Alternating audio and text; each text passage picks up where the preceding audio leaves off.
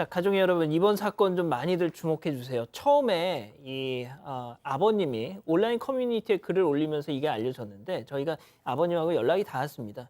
그 커뮤니티에 올렸던 글에는 미처 담지 못했던 충격적인 얘기들을 많이 들을 수가 있었는데, 자, 초등학교 1학년 딸이 있습니다.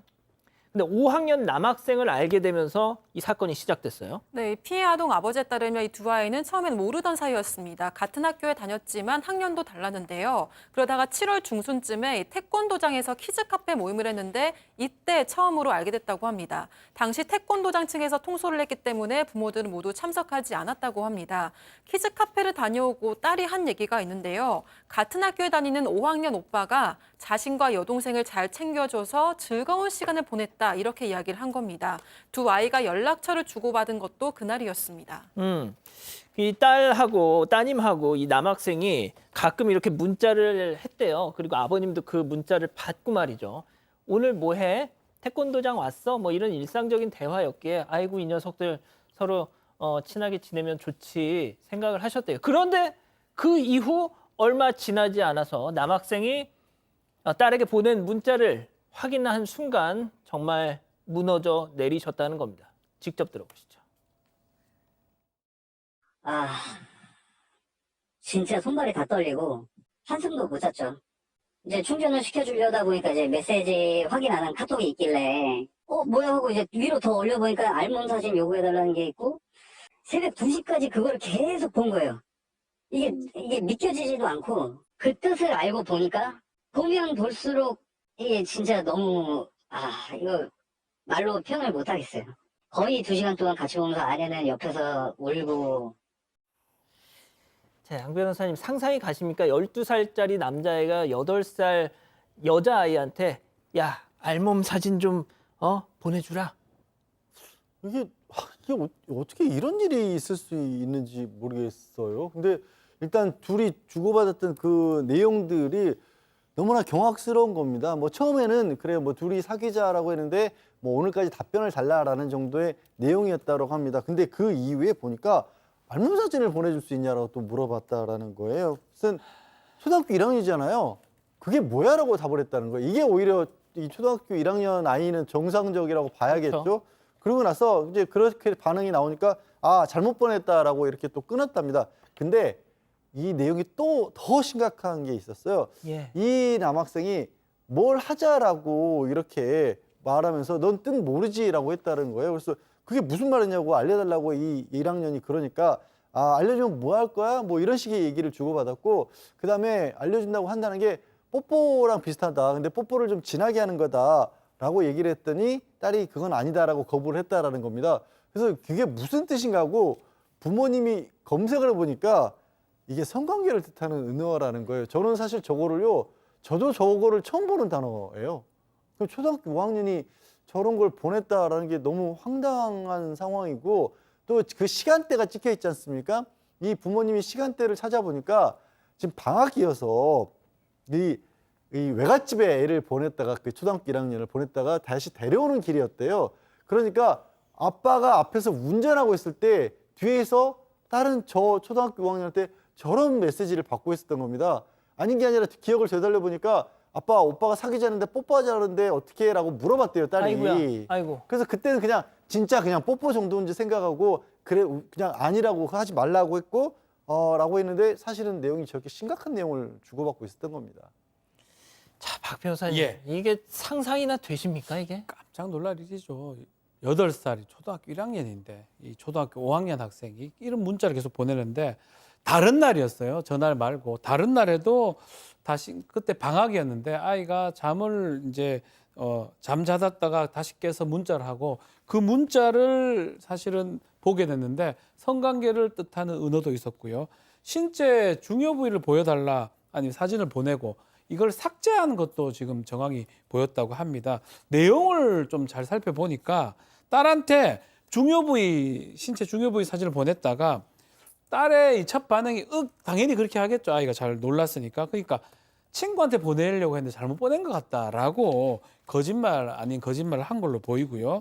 그러니까 딸이 오빠 보낸 거 아니야? 라고 하니까 미안하다 하면서 그럼 보여줄까? 라고 하니까 딸이 당연히 아니야, 괜찮다고 하니까 보통 다른 아들은 좋아하는데 창피하냐고 묻기도 하고요. 싫어. 그러니까 딸은 계속 보내지 말라라고 얘기를 하고 딸이 이제 오빠 사진이나 좀 보내달라고 하니까 계속 중요 부위 얘기를 계속 했던 것 같습니다. 결국 나중에 잔다라고 얘기를 했고 대화를 좀 아버지가 나중에 보니까 이 대화 과정에 신체 중요 부위 사진을 보내줬고 거부하고 보내지 말라고 하고 이게 8, 9차례 이렇게 거부 의사를 보냈는데 계속적으로 이걸 보내려고 했던 게 보였습니다. 그것 때문에 충격을 너무 받은 겁니다. 저는 이 초등학교 5학년짜리 남자애가 얼마나 영악하냐면은 뽀뽀할래? 그게 뭐야? 아니야. 성기 사진 딱 보내놓고 실수로 보낸 것처럼 아이고 내가 잘못 보냈네. 아니 하는 짓이 너무 진짜 성인 뺨치는 짓인 거예요. 예? 아니 저는 그래서 이 내용을 보면서 몇 번을 읽어봤어요 이게. 자 아버님은 딸이 초등학교 다니는데 이제 딱 6달밖에 안 된 딸이 이런 정말 성희롱을 당했다는 그 사실을 아시고 나서 진짜 펑펑 우셨대요. 우리 딸은 어떻게 하지 하면서. 네, 아버지는 감정적으로도 고통스러워하셨지만요. 다음날 아침에 태권도장에 연락을 해야 될지 학교를 찾아가야 될지 남학생 부모에게 전화를 해야 될지 고민을 하다가 일단 태권도장에 연락을 했습니다. 관장에게 전화를 해서 자초지종을 설명을 하고 문자 캡처본을 보냈는데요. 그리고 관장이 이 남학생 부모에게 연락을 해서 문자 캡처본을 보냈습니다.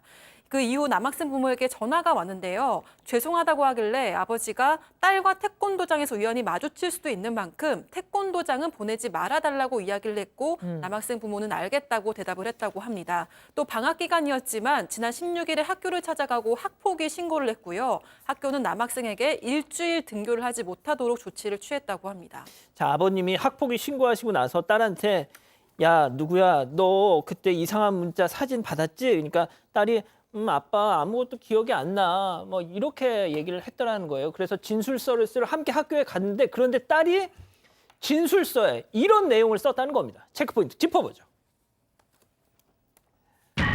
선생님 도움을 주세요. 자 아버님 얘기 직접 들어보시죠. 카톡 내용을 봤는데 오빠가 나쁜 말을 많이 했던 것 같아. 이거는 지금 선생님이랑 경찰 아저씨한테 이제 굉장히 혼나야 되는 내용이거든 했더니 이제 아이가 왜? 하면서 궁금해하는 거예요. 어떤 사진 보냈던 것 같은데 그때 아이 몰라 이제 그러더라고요. 가는 길에도 기억이 하나도 안 난다고 한 거예요. 하나도 안 난다고 했는데 진술서를 그렇게 꽉 채워서 쓴 거예요. 그리고 그 밑에 칸에 보면 선생님이 저한테 도움을 주세요 이렇게 쓰더라고요. 자 교수님 아까 이 딸아이가 아빠가 물어봤을 때는 글쎄 아무것도 기억 안 나. 그런데 저렇게 썼다는 건 무슨 뭐예요 이게? 네, 이 아이는 사실 이제 알고는 다 있는 거죠. 알고는 있는데 뭔가 큰일이 벌어졌구나라는 판단을 하고 내가 이걸 얘기하면 엄마 아빠가 굉장히 놀라고 슬프고 그렇구나. 그래서 엄마 아빠를 배려하기도 하는 거고요. 본인이 충격을 받았기도 하고 이 분위기가 어른들의 분위기가 또 심상치 않으니까 이런 경우에 아이들은 내가 잘못한 게 아님에도 불구하고 굉장히 깊은 죄책감을 느끼게 되는 거거든요. 아, 내가 뭘 되게 잘못했구나라고 생각을 하고 있는 거예요. 아이가 너무 어리기 때문에 나는 정말 피해를 입었을 뿐이고 오빠가 100% 잘못했다 이런 생각 못하고 지금 나도 뭔가 잘못을 해서 굉장히 큰일이 벌어졌구나라고 생각을 하고 정확하게 지금 이건 뭔지 모르지만 필요한 도움이 있으면 얘기해라 라고 얘기하니까 필요한 도움이 뭐예요? 그러니까 선생님이 도와줄게 뭐 이렇게 얘기하니까 그럼 도와주세요 라고 얘기를 했다는 거예요. 그러니까 세상에. 이 아이가 다 기억은 하고 있는 상태입니다. 양 변호사님 그러니까 아빠 놀랄까봐 아빠 걱정할까봐 아무것도 기억이 안 난다고 연기를 했던 거예요. 이 초등학교 1학년짜리 딸이. 그 아이의 입장에서 할 수 있는 최선의 방법이라고 저거를 선택을 했다라고 생각하면 그 안에서 아이의 내면에서 갈등은 얼마나 심각할까요? 그리고 괜히 이런 상황이 되면 우리 박 교수님도 잠깐 말씀하셨지만 아이들은 내가 잘못한 거 아닌가라는 생각을 먼저 할 수가 있어요. 너무 이제 어리고 왜 엄마가 울고 아빠가 저렇게 화를 내고 학교에 가야 되고 내가 이것들을 굉장히 잘못한 거가 이렇게 되다 보니까 가능하면 줄이고 싶어서 그러다가 마지막에 선생님께는 선생님이 또 아는 어른이잖아요. 아이 입장에서 선생님이 도와주셔야 할 것 같아요라고 비명지르시 써놓은 겁니다. 근데 일단 아버님이 이제 학교에 오가는 과정에서 그 남학생 5학년짜리 편지를 전달을 받았다고 합니다. 이 편지 내용은 이제 호기심과 장난으로 그랬고 친구들이 그런 말 아무렇지도 하길래 이게 해도 되는 말인 줄 알고 그랬다라는 내용이었고 어제 이제 또 학생으로부터 직접적으로 또 그 학생의 부모도 편지를 보내는데 이제 이 학생은 다시 딸에게 상처받았던 미안하다라는 내용의 편지를 썼고요. 이 학생의 부모들은 이제 죄송하고 심리치료를 받고 반성하고 있고 반성하도록 하겠다, 용서해 주셨으면 좋겠다 이렇게 내용을 보내왔다고 하는데 피해 아동 아버지 입장에서는 그냥 넘어갈 수 있는 상황이 아니죠. 이걸 어떻게 장난이나 호기심으로 받아들이겠느냐. 제대로 대가를 치르고 정신상담도 꾸준히 받았으면 좋겠다라고 예. 그렇게 말씀을 주셨는데 걱정을 또 하시는 게 있더라고요. 이게 아이들이 너무 어리고 또 그 좁은 어떤 사회에서 아이들끼리의 어떤 행동 반경도 정해져 있잖아요. 당장 태권도장도 가야 되고 학교에서 같은 층을 또 쓰고 있대요. 예, 그러니까 예. 이걸 어떻게 해야 될지도 뭐 하나부터 열까지가 다 걸리시는 겁니다, 지금. 자, 그런데 말이죠. 일단은 딸아이가 잘 지내고 있답니다. 그런데 얼마 전에 딸아이가 갑자기 이런 말을 하더라는 거예요. 아버님 얘기 직접 들어보시죠. 자기 전에 죽으면 어떻게 돼? 나 지옥 가? 너는 너무 예쁜 아이고 착한 아이고 친구들이랑도 잘 지내고 넌 무조건 천국 가지. 이럴 때 아니야 나 지옥 가. 지옥 갈 것 같아. 자꾸 그러는 거예요. 자기는 지옥 가면 엄마 아빠하고 이제 가족들하고 헤어질까 봐 그게 무섭다는 거예요. 자, 교수님. 네. 지옥 나 지옥 가? 네, 이거는 뭐 그야말로 죄책감을 느끼고 있다는 거죠. 내가 뭔가 잘못했다. 그러니까 나는 지금 만약에 죽으면 지옥을 갈 것이다. 그리고 엄마 아빠도 나랑 떨어져서 엄마 아빠랑도 살 수 없을 수도 있다라는 생각을 가진 거죠. 그러니까 너무 어린아이기 때문에 지금 정확하게 상황 파악이 좀 어려운 겁니다. 막 유치원 졸업한 8살 아이예요. 그래서 이런 경우에 이제 어떤 일이 있었던 것인지에 대해서 좀 구체적으로 안전한 상황에서 설명을 해줄 필요가 있습니다. 이 아이가 겪은 것이 무엇인지. 왜냐하면 이제 동화로 인한 성교육 같은 거는 유치원 때도 하거든요. 그래서 성교육 차원에서 다시 한번 잘 짚어줄 필요가 있고, 하지만 이 아이가 분명히 싫어라고 얘기했고 아니라고 얘기했고 나 원하지 않는다고 얘기했어요. 이 부분에 대해서는 또 네가 잘못한 게 없고 잘 대응했다라고 얘기해 줄 필요가 있고요. 또 하나는 지금 이제 어른들이 굉장히 놀라고 우리 온 국민이 다 놀랄 만한 얘기인데 아이들이 너무 어리기 때문에 좀 어른들이 의연하실 필요가 있습니다. 왜냐하면 아이가 너무 어려서 주변 어른들의 반응을 보고 더 놀랄 수도 있거든요. 그래서 조금 어른들이 차분하고 의연하게 이 문제를 처리해갈 필요가 있습니다. 예. 박 변호사님. 예. 12살짜리 남자아이, 초등학교 5학년 남자아이. 박 변호사님하고 저하고 초등학교 5학년 때 시절이 아니에요. 너무 차이가 많이 납니다. 많은 미디어라든지 이런 어. 것들이 있고 그때도 뭐 완전 뭐 그런 건 아니지만 아주 우리가 그렇게 생각하지는 못했는데 너무나 많이 개방이 돼 있고 많이 이제 노출돼 있기 때문에 부모들이 좀 더 신경을 좀 써야 되는 거 아닌가 예, 생각이 하는 짓 듭니다. 보세요, 이거. 이게 어른 성인 뺨치는 정도라고 봐야 되겠죠. 그러니까 말입니다. 예. 진짜 가정교육 잘 좀 하셔야 될 것 같습니다.